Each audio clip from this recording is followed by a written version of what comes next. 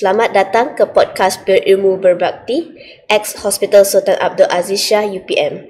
Saya Cheng Yi, moderator anda pada hari ini. Untuk episod baru ni, saya telah invite pakar seorang lagi daripada Jabatan Surgery, iaitu Dr. Islah bersama kami pada hari ini. So, selamat datang Dr. Islah. Thank you. So, Dr. boleh introduce sikit? Okay. I'm Dr. Islah. I'm ni. I pakar bedah with a special interest dengan breast, payudara dan endocrine system surgery. So sekarang ni bekerja dekat Hospital Sultan Abdul Aziz Shah dekat UPM, Hospital UPM. Okay. So terima kasih Dr. Islah kerana datang hari ni. So tadi Dr. Islah sebut Dr. ada special interest dekat breast dengan endocrine. Yes. So hari ni topik yang saya ingin bincangkan adalah pasal organ. Organ ni kecil je, tapi dia boleh bawa banyak masalah dekat badan kita yang berkaitan dengan endocrine, iaitu thyroid lah. Okay. So yang kita tahu thyroid ni selalu kat bahagian leher. So selalu banyak patient datang jumpa doktor sebab bengkak kat leher ke macam mana? Okay. So masalah thyroid ni masalah yang very common sangat-sangat common yang kita dapat referral ke klinik bedah. Okay. So kebanyakan yang refer ke kita sebab dia jumpa some ketulan dalam thyroid diorang. Okay. So yang paling diorang risau adalah adakah ketulan ini kanser. Sebab tu dia refer ke kita orang untuk tengok sama ada. Sebenarnya banyak lagi kita kena tengok faktanya. Betul. Thyroid. So yang ketulan tu selalu dia start dekat leher ke macam mana? Dia memang ketulan tu memang dalam thyroid lah. Dalam thyroid lah. So basically dia memang muncul dekat leher kita lah. Sebab kat thyroid kita tu. So untuk ketulan kat thyroid ni, selalu patient datang dengan simptom apa? Dia akan komplain apa? Kebanyakan patient dia thyroid ni dia boleh datang sama ada dia ada simptom atau dia tak ada simptom.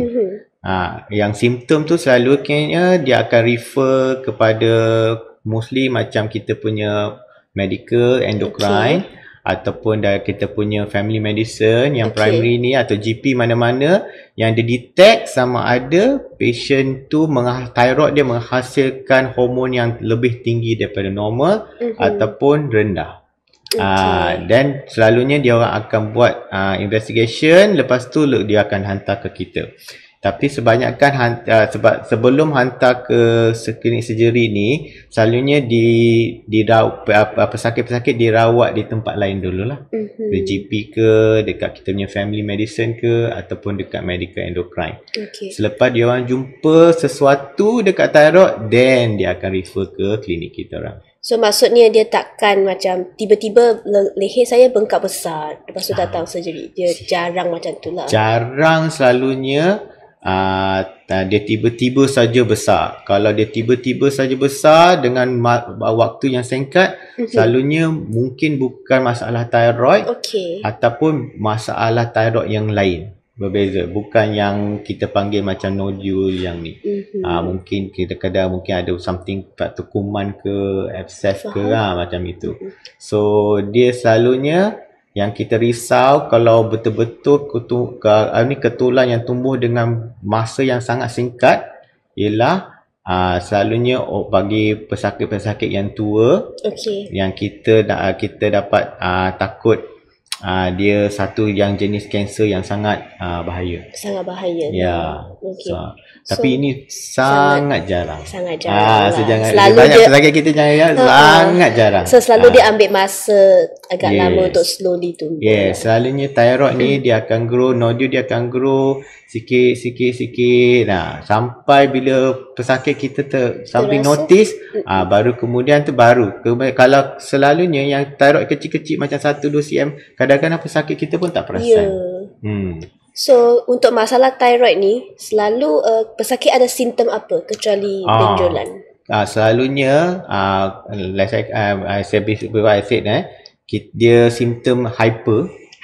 Apa maksud hyper tu maksudnya hormon thyroid dia produce too much of the thyroid hormone tu. Terlalu banyak hormon. So apa yang jadi, pesakit tu akan jadi macam sangat anxious. Dia punya dia Rasa akan takut. jadi rasa takut-takut, very cemas, very anxious. Lepas tu dia kadang-kadang berpeluh-peluh and they cannot stand hot weather. Dia akan jadi panas sentiasa. Kadang-kadang orang yang panas barang tu dia akan marah, dia anxiety. Mood dia pun kena affect lah. More of anxiety, very moody kind of thing. Okay. And then dia boleh affect kadang-kadang dia tengah duduk, jantung dia boleh perasan degap laju berdebar-debar macam palpitation, macam nervous. Kadang-kadang tangan dia boleh getar-getar, kadang-kadang dia boleh berpeluh-peluh juga. Oh, I see. Ini yang hyper. Kalau hypo kita panggil maksudnya thyroid tu kurang production. Okay, tak cukup. Dia tak cukup. Jadi bila dia tak cukup tu dia opposite.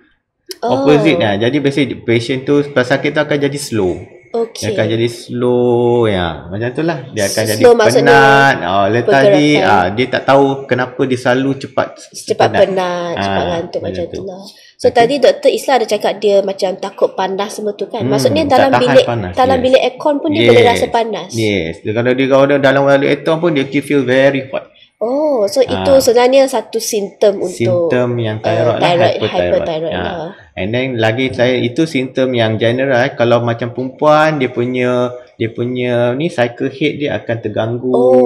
Kadang-kadang dia akan ganggu kita panggil GI system. Kadang-kadang ada sembelit, cerit-berit macam itu. Okay, so masalah thyroid ni simptom dia bukan kat leher. Dia sebenarnya satu sistem. Sebab fungsi hormon thyroid tu dia produce dekat leher, tapi dia akan produce untuk semua badan. Yes. So ada tak simptom yang lagi ketara macam apabila sebelum ni kita bincang pasal kanser, kita bincang tentang berat badan turun mendadak. Dalam thyroid ada juga ke? Selalunya kalau dia hyperthyroid dia boleh. Orang yang terlalu hyper dia boleh kurang badan because satu fungsi hormon thyroid ni dia akan increasekan you punya metabolism. Okay. Jadi kadang-kadang you boleh lose macam weight cepat lapar, selalu nak makan. So problem sekarang ni yang kita risau thyroid ni, kalau dia associate dengan ketulan, kalau dia besar and dia menyebabkan simptom-simptom yang kita panggil obstruktif, yang obstruktif tu macam dah tersumbat macam dia tolak you punya saluran pernafasan, jadi you susah nak nafas. Kadang-kadang dia hempit you punya saluran makan, jadi bila you nak telan tu macam rasa tersangkut, something lah, susah nak telan macam tu. Kalau yang kanser yang kita suspect, yang kita risau ni, kalau suara dah ada berubah. Okay. Itu cuma ciri-ciri yang kita takut, yang kita panggil red flag lah. Dia takut, ini yang you punya nodule ni, thyroid ketumbuhan tu adalah mungkin kanser. So dia tak sama dengan kanser lain macam kanser usus semua. Main red flag dia orang berat turun mendadak. Tapi dalam thyroid ni kalau hormon tu tinggi, berat tu dah boleh turun. Tapi dia tak semestinya, maksudnya thyroid cancer.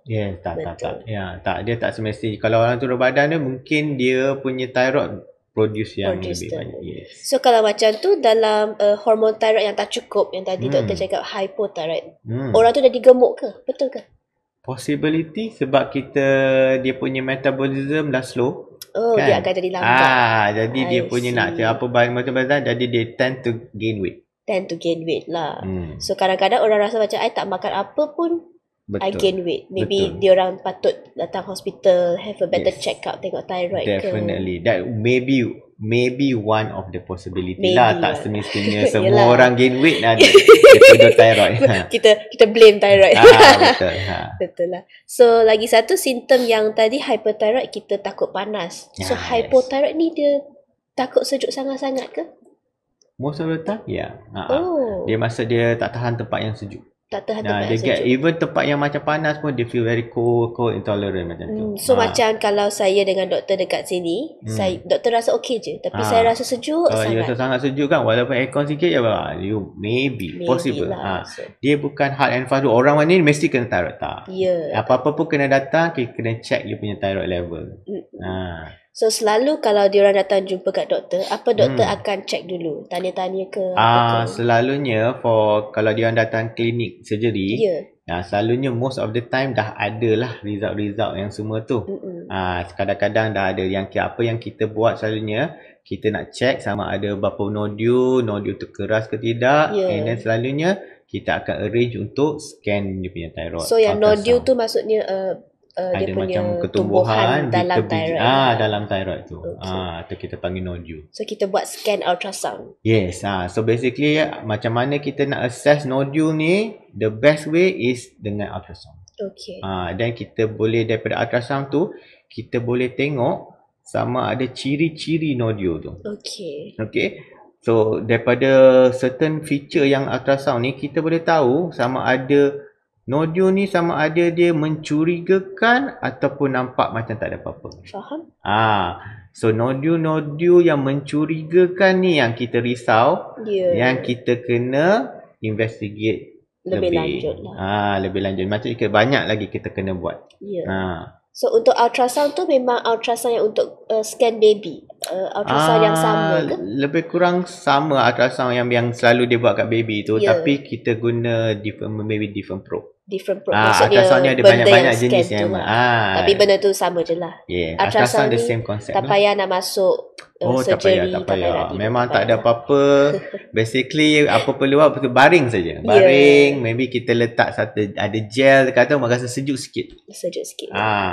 Memang dia tak invasive, tak ada rasa sakit, tak ada apa-apa. Memang selamat. So tadi Dr. Isa cakap kalau dia nampak mencurigakan, kita nak buat further investigation. Yes. Selalunya bila ultrasound tu dia akan keluar report lah. Dia akan ada bagi satu kelas. Kita panggil TIRADS lah. Okay. Dia ada 1, 2, 3, 4. Dan kita tengok skor patient tu berapa. Kalau skor tu dia agak tinggi dan size dia agak besar, then kita perlu buat sesuatu lah. Buat sesuatu maksudnya kita kena ambil sikit sampel untuk tengok sama ada kanser ke tidak. Ambil sampel daripada thyroid tu terus. Ambil sampel tu ambil macam mana? Kena masuk operate buang terus? Tak. Ambil sampel ni macam prosedur dekat klinik saja. Dekat klinik pun boleh, atau kadang-kadang you pergi datang kita schedule dekat radio ke, kat klinik ke, mana-mana campur orang yang buat. Kadang-kadang lebih bagus kita buat dengan ultrasound scan tu, kita boleh cari mana nodul tu and then kita target mana kita nak ambil isi. Kita ambil tu pakai jarum. Basically apa yang kita boleh, dia macam jarum, selalu kita bagi tahu jarum yang kita guna untuk yang selalu ambil darah tu. It's exactly the same needle yang kita guna untuk ni. Tapi instead ambil darah, kita cucuk dekat leher, kita untuk keluarkan. Bila kita cucuk tu sampai thyroid tu keluarkan cair, nanti kita boleh tengok itu sel-sel thyroid. So dari lepas buat test tu kita boleh confirm lah ini adalah bukan confirm, dia boleh bagi tahu kita degree sama ada ini suspicious ke tidak. Suspicious macam risiko dia adalah kanser berapa banyak. Dia boleh juga, dia same kalau kita dah buat ni, bila kita dah hantar ke lab, dia akan bagi skor. Dia bagi skor sama ada ini berapa peratus memang nampak macam kanser, ataupun ini bukan kanser. Yang problemnya kita dapat bila dia tengah-tengah. Kita tak tahu sama ada dia kanser ke tidak. Jadi this one we call it the grey area. The grey area. So kalau the grey area, ada apa yang kita boleh buat lebih lanjut ke? That's right. Kalau lebih area ni selalunya sama ada kita offer repeat yang ambil sampel. Yang ambil sampel tu kita nama dia FNAC tau.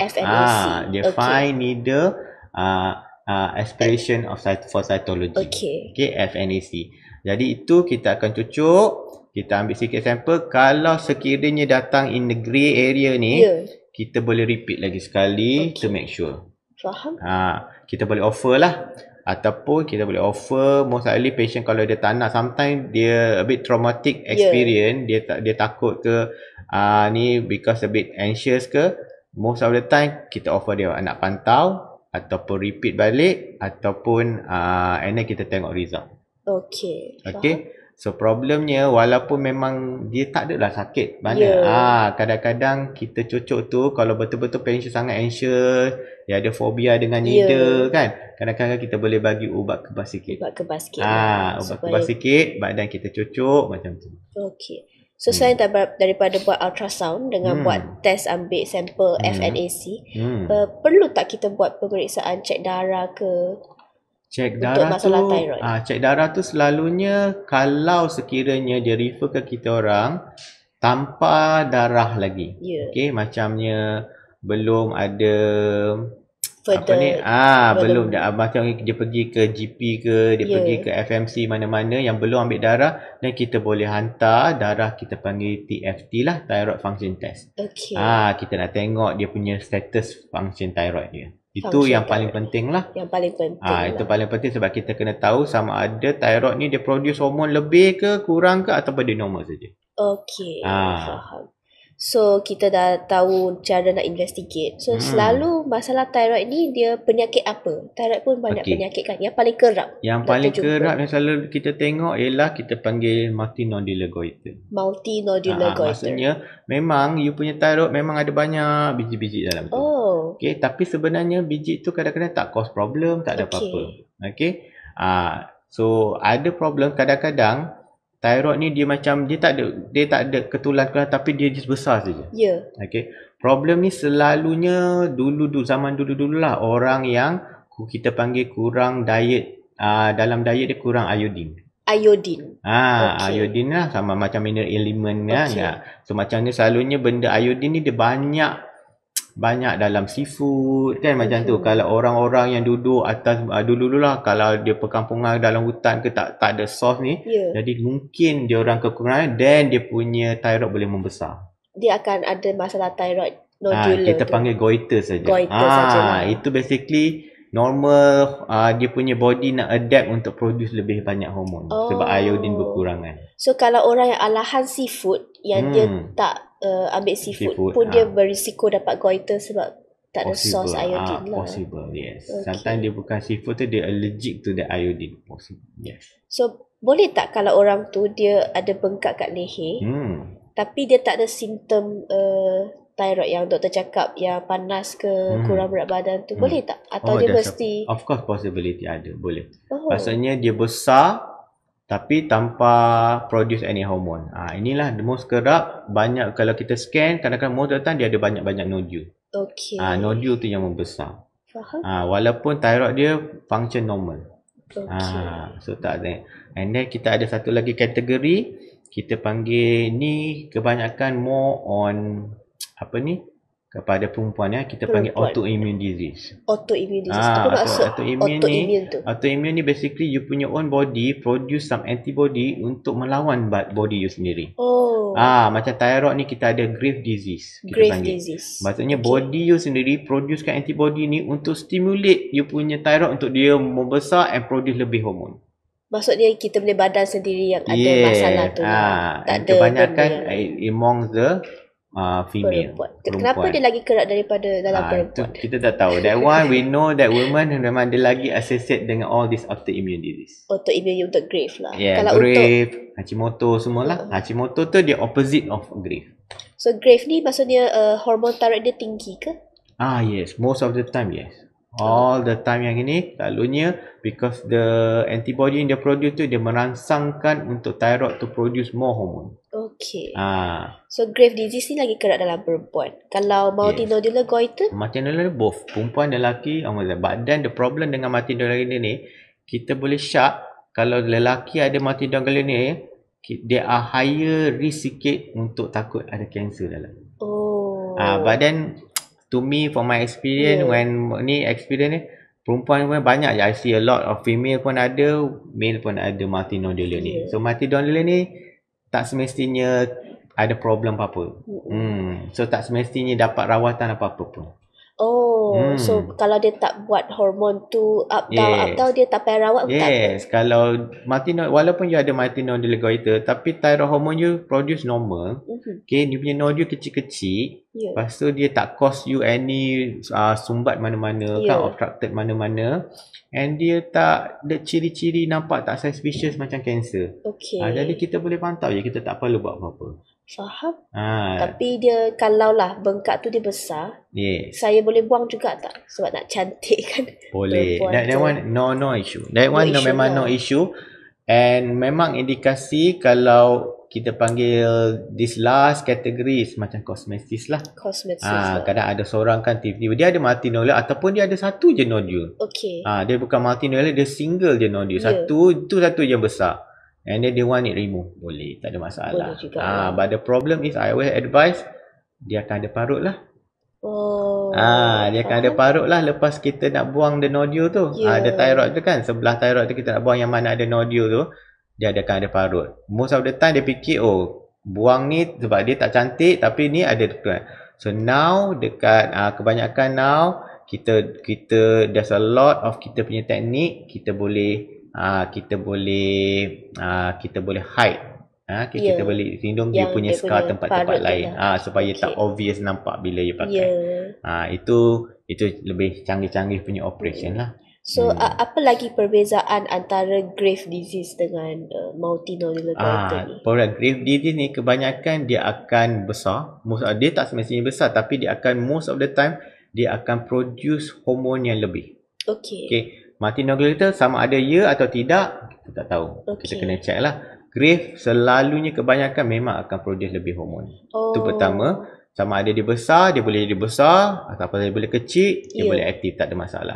And then maybe about 10 to 20% orang yang ada Graves disease ni, dia boleh affect tempat-tempat yang lain daripada thyroid. Dia ada efek mata, sampai mata yes, boleh. Mata dia akan jadi macam mana? Mata tu kadang antibody tu dia akan deposit lah, dia akan terletak dekat belakang mata tu, dekat masa-masa tu. Jadi mata you boleh sengit kalau yang teruk. Sengit. Yes, and then you boleh nampak kita panggil double vision. Maksudnya kalau saya ada masalah tu saya nampak dua lah. Kalau itu selalunya dia dah affect dia masa, dia dah sengit sikit macam tu. Faham. So itu late stage yang Graves ni lah. Yang mata kita panggil Graves mata tu. Tapi tak banyak. Kebanyakan orang Graves ni, but it can happen. Mata dia boleh macam menonjol tak? Macam goldfish ke? Boleh juga. One of the thing sama ada dia sengit. First thing dia mata dia akan nampak turun, nampak macam orang mata bentang. Lepas tu second tu lama-lama bila tak dirawat, dia akan macam nampak mata nak terkeluar macam itu. This one late. And then kalau yang sengit tu itu memang kira dah late stage of ni. So kita selalunya tak tunggu sampai dah teruk baru kita nak rawat. Itu problemnya. Betul. So kalau dah rasa pelik macam ada start double vision, cepat-cepat jumpa doktor. Selalunya kalau kita dah diagnose patient kita dengan Graves, kita akan buat check mata semua selalunya. Check mata juga. Make sure dia ni lah. Kalau dia tak ada nampak kita panggil eye sign lah, tak ada nampak eye sign atau mild je, kita dah start mild tu kita dah mula advise untuk treatment lah. Kalau tidak memang kita tak akan galakkan untuk melanjut sampai dia affect mata yang teruk. Faham. So kalau kita dah treat thyroid tu, mata dia boleh kembali ke normal tak? Ke dia akan jadi benda yang permanent? Kebanyakan kalau yang dah teruk tu, antibody tu dia susah nak ni, tapi boleh dioperate untuk surgery untuk operate kat mata tu lah. Tapi kalau you see dekat overseas ni banyak ada ubat untuk regress balik the antibody tu. Tapi kat Malaysia tak banyak. Malaysia tak banyak lah. Sebab Malaysia ramai datang awal masih bukan datang awal, kita tak ada. We don't have benda tu mahal. The Senang treatment kata is dia very mahal. cost. And then usually our patient pun tak ada yang teruk-teruk sangat. So far my experience tak ada yang teruk sampai sengit, tak ada. So tadi doktor, sekarang yang multinodular dengan Graves ni thyroid hormon jadi tinggi.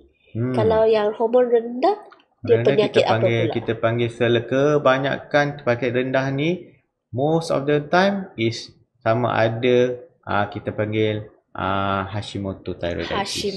Ini kalau tapi most common yang tak ada thyroid is like kalau thyroid tu dah buang lah sebab tu dia rendah. Tapi ni bukan operation punya hal. Memang kita panggil Hashimoto thyroiditis. Special nama dia Hashimoto. Macam nama Jepun. Daripada Jepun dia. The problem ni, dia same thing, dia antibody juga.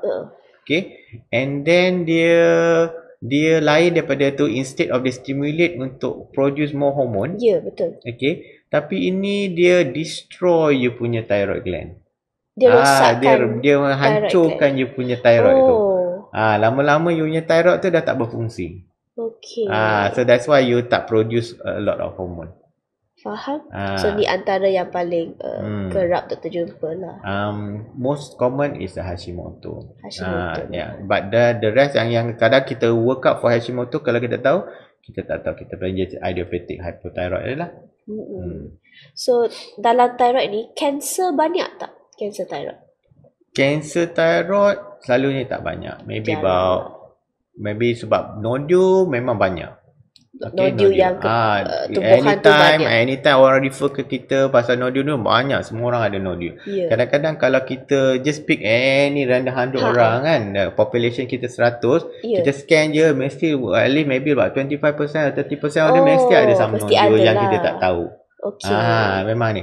But the problem is, daripada banyak-banyak nodule ni, maybe about 5% yang ada masalah actually yang suspicious ada cancer something. Yang suspicious cancer yes. Bukan betul-betul even cancer. Lower than that the statistic. So dia tak banyak sangat. And then one thing about thyroid ni, once kita have cancer, dia bukan macam cancer lain. Walaupun dia cancer, tapi dia bukan macam ciri-ciri cancer yang breast atau cancer usus yang lain. Dia walaupun dia slow growing.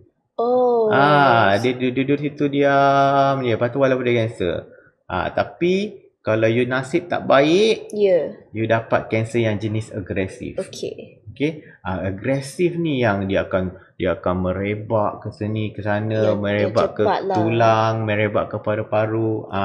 So susah kita nak tahu which cancer you ada until kita buat biopsi, kita buat macam kita investigate you. Tapi selalunya jarang ada thyroid cancer. Kalau ada pun selalu yang slow growing. So maksudnya, it's not a common thing. Not a common. Maksudnya end up maybe orang tu dia meninggal pun tak semestinya sebab dia punya thyroid cancer. Most of the time you meninggal pun pasal benda lain, not the cancer itself. So orang ramai jangan takut kalau ada masalah thyroid. Sebab kadang-kadang orang takut kanser ni nak datang jumpa doktor. Because kebanyakan orang sekarang dia tahu, I takut kanser, lepas tu dia nak tengok pada kanser. It's not mean, it doesn't mean it's the end of the world. Tak faham tak? Dia lain sangat dia ni. Thyroid punya dia lain lah. Sebab kalau kita tengok pun dia punya, kita panggil prognosis lah. Dengan thyroid cancer ni dia dah dapat, dia punya kalau you masih stage 1 2 tu, you punya prognosis dalam 5-10 tahun still good. 99% orang akan hidup lagi dengan thyroid. 98%. 97. Yes.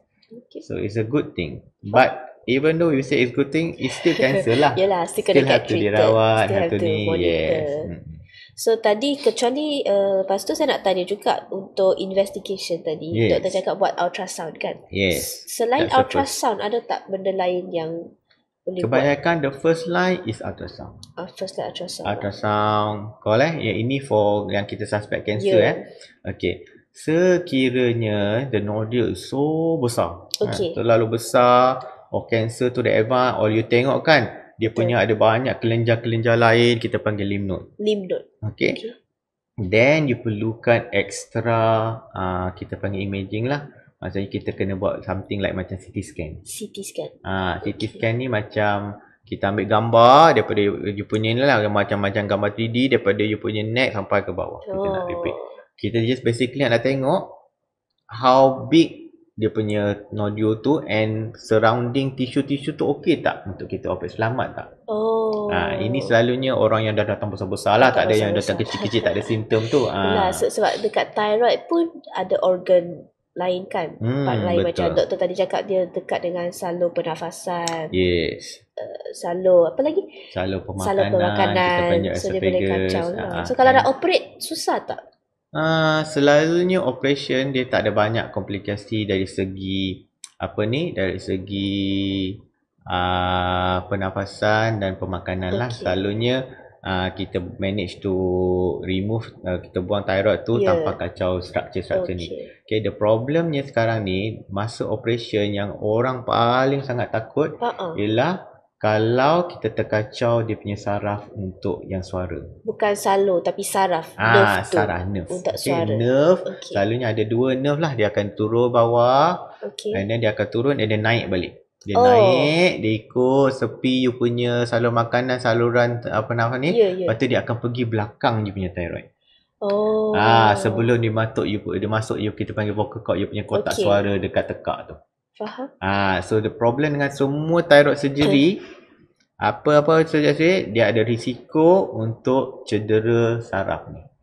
Okay, tapi jangan takut, dia punya kadar risiko untuk injury ni rendah. Rendah lah. Especially kalau you buat dengan doktor-doktor yang sangat berpengalaman kan. Kita panggil endocrine center macam tu kan. Orang yang doktor pakar bedah yang selalu buat ni kan. So you punya kadar untuk injury tu rendah. Selalunya dalam mungkin kurang pada 3% macam tu berlaku. Tapi risiko still ada, tapi sangat jarang. Okay. Apa kata terkena kalau kita terkacau sekiranya terkena. Sebenarnya kadang-kadang kacau ni dia kacau-kacau je lah. Dia sama ada dia temporary, sementara saja, atau dia permanent. Permanent tu memang dia cedera, memang yang dah rosak saraf tu, dia terbakar ke, dia tertarik ke, terpotong ke apa. Itu akan ada lifelong consequence lah. So dia tak boleh bercakap lagi ke? Dia bukan tak boleh bercakap, suara akan jadi serak. Serak lah. Suara tu akan jadi serak. And then kalau dia cakap lama-lama, dia akan penat. Dia akan penat. Macam kadang-kadang suara tu macam tak keluar dah. Betul. Dia get exhausted dengan bercakap yang panjang-panjang, lama-lama dia macam tu. So skalanya kalau sekiranya berlaku, memang perlu rawatan selanjutnya, iaitu sama ada kita buat injection thyroplasty untuk rapatkan balik bila vocal cord, and then kita kena hantar dia untuk training juga. Training macam mana nak telan, training macam mana nak suara, macam tu. Dia ada dia punya exercise macam physio. Selepas operation. So kalau untuk patient, diorang kalau nak buat operation thyroid, better cari doktor yang berpengalaman, yang selalu endocrine yang selalu ni. Main boleh juga sebab nak pergi ni, kalau kes-kes you rasa you complicated, please cari orang ni. Kalau you rasa kalau kes-kes simple, dengan pakar bedah mana-mana yang confident, tak ada masalah. Saya dah terjam pula. Terus ke rawatan. So selain daripada rawatan operation, di operation kita anggap sesuatu rawatan kan, untuk masalah thyroid. Bila kita decide rawatan jenis apa? So basically sebelum kita decide, sebelum operation ni, kita kena tahu indikasi operation tu. Apakah indikasi untuk kita operate? Kenapa kita nak operate untuk patient tu? So kalau selalunya, kalau kita let's say example kita ambil multinodular goiter, kan, kes-kes yang banyak-banyak benjol dalam tu kan. For me, I always tell my patient 4 perkara. First, kita kena tengok sama ada you punya thyroid ni produce terlalu banyak hormon ke tidak. Kalau dia produce terlalu, kita panggil dia toxic MNG. Toxic MNG tak baik lah. Dia toxic lah, dia terlalu lebih. So basically, kalau ini kita boleh bagi rawatan ubat. Rawatan makan ubat untuk kurangkan dia punya production hormone synthesis tu.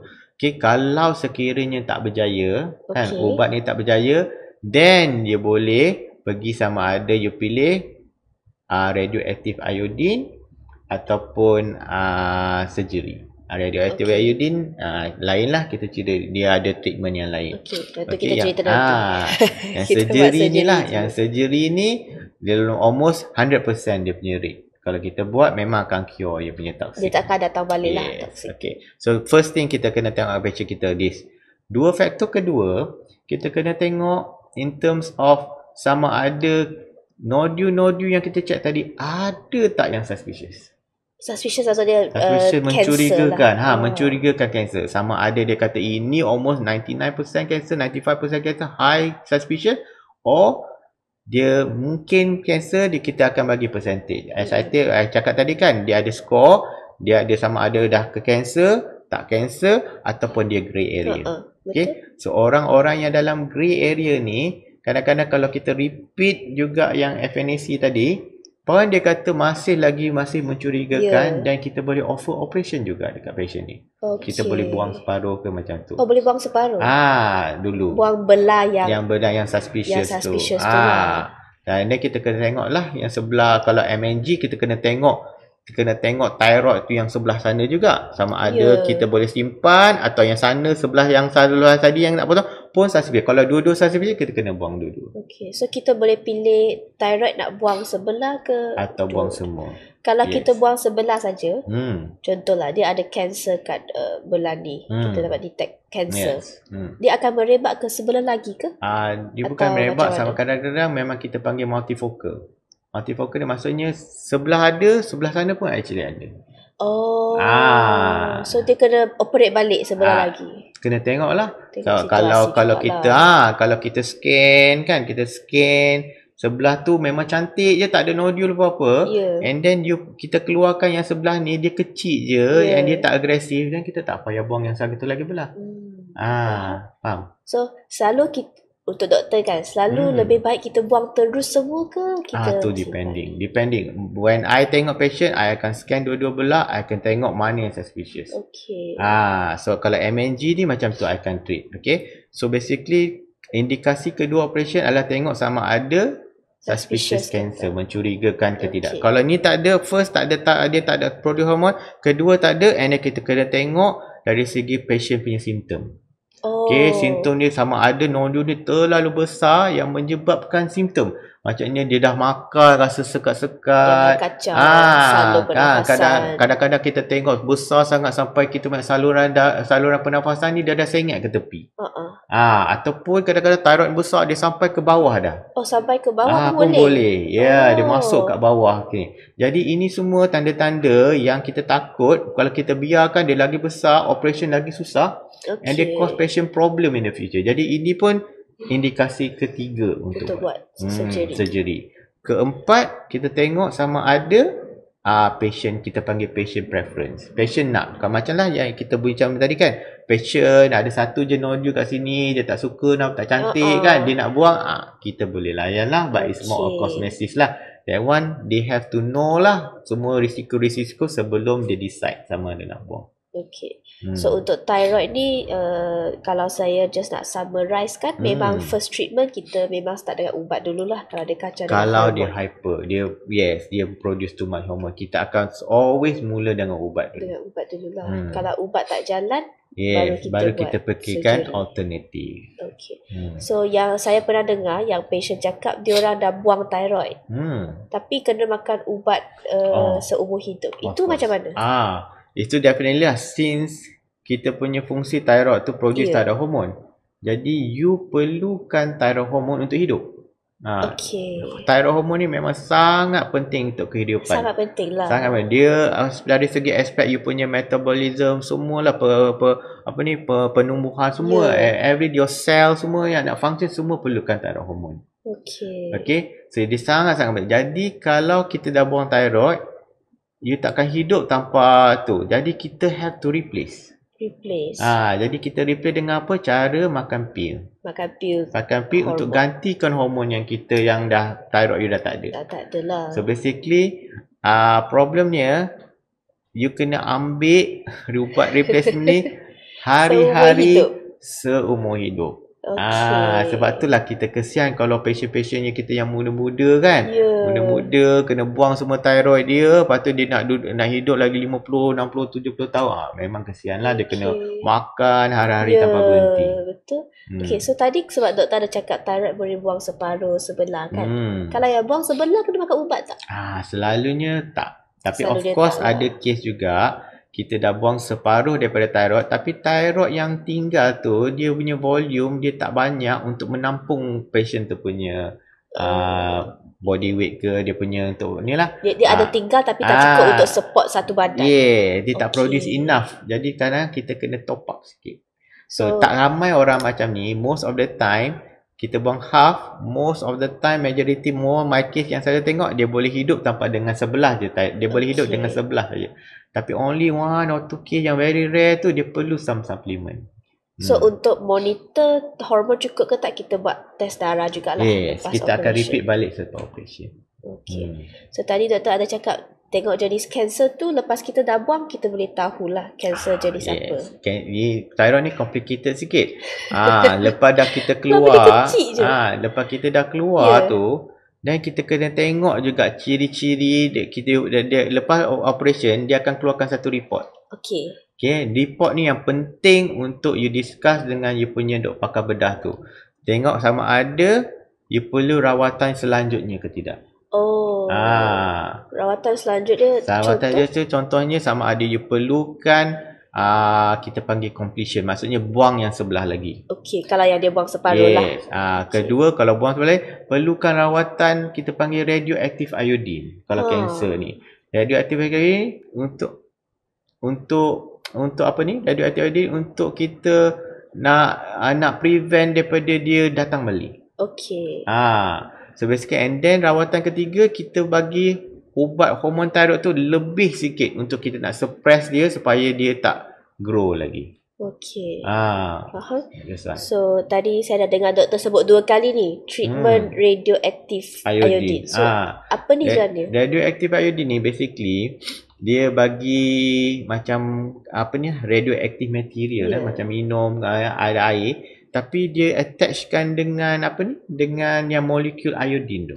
Iodine. Iodine yang sepatut orang makan tu, dia masukkan radioactive material, dia combinekan sama.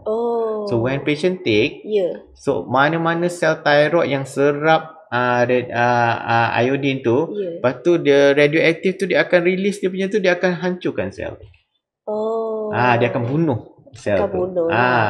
Itu yang satu option tadi, kalau kita tak nak buat surgery, kita boleh buat. Itu untuk treatment, untuk treatment grief, untuk itu lain punya treatment. Tapi ini dia boleh guna, radioactive ni boleh guna untuk 2 perkara. Satu, lepas kanser, atau satu lagi untuk treatment yang kita panggil hyperthyroid. Dia terlalu niat. Maksudnya kita bagi iodine tu, kita bunuh some of the cell supaya sel tu jadi normal. Dia tak over. Problem dengan radioaktif kadang-kadang boleh juga jadi hypo pula. Okey. Kalau lah jadi hypo ataupun untuk penyakit yang hypothyroid, apa treatment? Buang juga ke thyroid tu? Tak, selalunya yang hypo yang ni you kena top up sajalah. Top up as long as dia tak ada nodule yang suspicious apa benda, you top up je tu. Tak payah rawatan surgery apa-apa.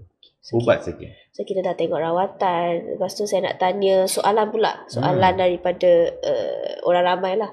Thyroid ni dia ikut genetik tak? Macam mak I ada masalah thyroid, I pun ada. Most of the time most of the time kita tengok trend yang kebanyakan keturunan ni ada macam thyroid problem kan. And then selalunya it runs in the family. But the problem is kita susah nak associate any specific gene. Dia memang sangat complicated. Dia ada yang genetik yang kita marker tu, but dia not like macam di semua orang akan ada ni, akan ada problem. Dia tak macam breast cancer yang memang kita dah tahu. Colon cancer yang kita tahu spesifik gene ni mesti akan jadi cancer. Thyroid ni basically I think problemnya sekarang ni maybe kita punya, sebab thyroid cancer ni dia dia tak agresif sangat kan. Jadi research untuk thyroid ni not as extensive kalau kita tengok dengan research untuk payudara, kanser payudara, kanser usus yang lagi common. Jadi banyak lagi orang identify. But tengoklah, memang coming research on genetic semua yang thyroid memang ada. Memang ada. Tapi it's not as common as ni. Okay. So kalau seseorang tu dia ada masalah thyroid, ada masalah nodule ke, tapi dia tak nak rawat, ada tak apa-apa komplikasi yang akan berlaku? Possibility maksudnya ke? Dia hyper. Hyper. Kalau dia hyper. Dia hyper. Yang problemnya kalau tak nak dirawat, dia boleh go into kita panggil thyroid storm. Maksudnya maksudnya body you produce terlalu banyak hormon thyroid sampai dia boleh menjejaskan dia punya nyawa. Itu yang sangat bahaya. Banyak sangat pun tak baik. Terlalu banyak sampai dia over, macam maksudnya dia overactive sangat, you boleh go into you boleh basically boleh membawa maut. That's why kita tak boleh biarkan orang hyperthyroid yang berlarut-larutan. So kita kena follow up dia akan, and then kalau orang yang hyper terlalu lama, dia akan affect dia punya tulang, dia punya hati, dia punya jantung, macam-macam. Dia akan affect juga tulang. Dia akan affect all the sistem lain. Especially jantung tu yang penting. Faham. So masalah thyroid ni memang walaupun organ dia kecil je, macam butterfly kan. Dia rupa macam butterfly. Macam butterfly kat leher ni, tapi dia banyak menyebabkan masalah kalau kita tak rawat. Dia walaupun kecil tapi dia punya kita panggil end target tu dia tempat lain, dia bukan kat sini. Jadi dia boleh affect semua. Jadi dia become sangat important. Okay. So sekarang lead to my last question lah. I pun rasa orang ramai, sebab we always talk about cancer. So kalau dia tak ada thyroid cancer tapi dia ada multinodular goiter ke, dia ada grave disease ke, apa-apa masalah thyroid, lama-lama dia boleh jadi cancer tak? That's an interesting question. Selalunya from all our study kita tengok kebanyakan lah, especially we talk about multinodular goiter. Multinodular goiter ni dia memang kalau kadang-kadang kita tengok ni memang dia kena simpan bertahun-tahun lah. I mean like 20 years, 10 years and above, 15 years, 20 years kan. There is a possibility ada malignant transformation. Possibility dia ada lah kalau simpan lama. It's not a guarantee. Okay. And then also cancer ni ada associated more daripada grave, more associated dengan Hashimoto tu. Hashimoto tu ada associated dengan cancer. Grave disease pun ada yang walaupun dia grave tapi dia ada nodul-nodul juga, possible boleh dia cancer. There is association but it's not that strong yet. But definitely ada association. Ada association juga. So doesn't mean that you have grave that you definitely have cancer, tak macam tu. So tak payah risau sangat-sangat. Okay. Then doesn't mean you ada multinodular goiter you akan dapat cancer, tak macam tu. But there are some itu memang lama-lama memang ada some ni dia boleh transform. So yang penting kita kena dengar dekat doktor, datang follow up. Kalau ada soalan boleh tanya terus, jangan malu. So anything selalu refer you pergi, kita follow up. And then once kita dah follow up you, kita kata tak ada apa-apa, then it's safe lah to discharge you. Kalau tak ada, tak nak apa-apa pun, once kita kata you tak ada ni, you tak ada suspicious, you nak discharge pun, okay selamat lah. Up to you. At least get a check first lah. But the problem is dia boleh membesar walaupun dia bukan kanser. Itu kena faham. Thyroid ni walaupun dia bukan kanser pun dia boleh membesar. Thyroid ni organ yang memendingkan orang, buat pening kepala. Okay, so Dr. Isla ada apa-apa pesanan untuk kita punya viewers? Tak ada apa-apa lah for me. Kalau once you kena refer pasal thyroid ke kan, jangan risau. First thing jangan risau, jangan fikir cancer dulu. It's a very dia statistik tu dia macam of course ada pada kanser tapi dia lebih banyak benda yang bukan kanser, benign kita panggil, daripada kanser. So just go for the check up, kita akan tengok, kita akan rujuk. So jangan cemas kata takut, paranoid dah ada kanser, bukan macam tu. Baiklah, terima kasih Dr. Isla bersama kami. So saya juga nak bagi pesanan semua, jangan takut dengan kanser. Kalau ada masalah thyroid ke apa, boleh dapatkan surat referral, boleh jumpa Dr. Isla dekat kita punya hospital, ataupun nanti kita boleh komen dekat bahagian komen kalau ada apa-apa soalan lah. So itu saja daripada kami hari ini. Terima kasih Dr. Isla bersama kami. Terima kasih semua. Bye. See you again.